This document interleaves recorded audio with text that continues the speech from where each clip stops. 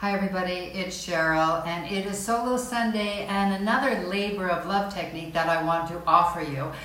I'm coming to you from Barbados, and what I'm realizing here is there are so many people from so many countries and places in this world, and there's so many languages being spoken, but the one language that seems to be universal is the language of love. But what does that mean exactly, and how does that affect our communication? Well, I want to bring you to a place where you'll understand something that I'm about to share with you. So when we think of love and we think of languages, we think that we all, because we speak the same language, whether it's English, German, French, we all communicate the same way. Now, the words might be the same, but what we feel and how we react and how then we communicate back what we're hearing and what we're feeling and what we want to share may not be the same as it is to our partner. And the reason for that is we may not speak the same language of love. Now, when you're learning a new language, what's the first thing that most people learn to say? They learn the swear words, and they learn I love you. Ti amore, for example. In Italy, you would say that. And in French, you would say je t'aime. Now, when it comes to actually feeling love and communicating love to our partner, it's a little bit more complicated. Dr. Gary Chapman wrote a book. He developed this technique, this modification and method that we can use to understand how we feel and learn and deliver love and receive love, and also how we communicate that to others and how we receive it back, because it's a back and forth, because it's all about the way we're communicating in this love language. So he feels, and I know that this is true because this is something that I do with all my clients, everybody, whether they're single or married, whether you're a parent, learning how to communicate your love style and your language of love is so important when it comes to somebody else.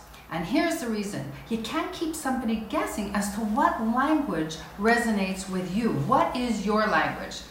The 5 languages of love that Dr. Chapman talks about is the language of hearing.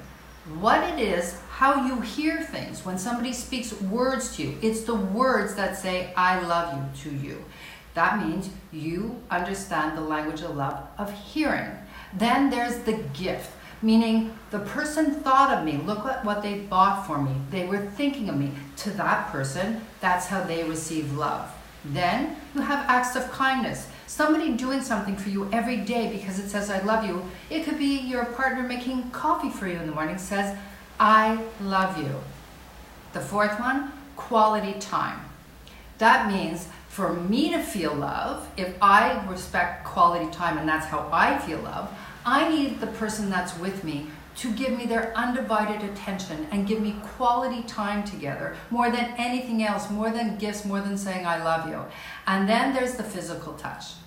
Now, let me give you an example of this. I'm a person that is very physical. My primary language of love is physical.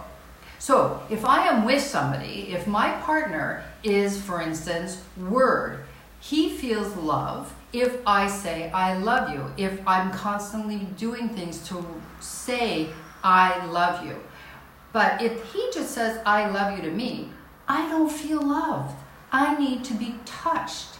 So understanding your language of love and the other person's language of love is the whole focus of today's labor of love. Learning what it is that you need to feel, hear in your heart from your partner, and what they need, what is their language of love.